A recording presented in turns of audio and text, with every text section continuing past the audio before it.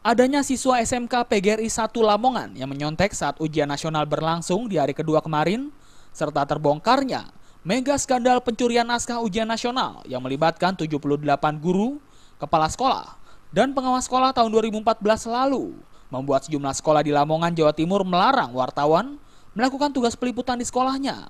Seperti yang terjadi di Madrasah Aliyah Negeri Lamongan di Jalan Veteran dan SMA Pancamarga di Jalan Sunan Giri, Kota Lamongan.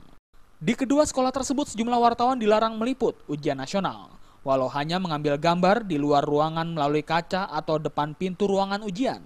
Wakil Kurikulum Madrasah Aliyah Negeri Lamongan, Anas, beralasan pihaknya melarang wartawan meliput ujian nasional karena khawatir mengganggu konsentrasi siswa yang sedang melaksanakan ujian. Nah, tidak ada pelarangan. Kami hanya khawatir bahwa pelaksanaan ujian nasional dengan adanya liputan dari teman-teman wartawan itu bisa mengganggu konsentrasi anak-anak ujian.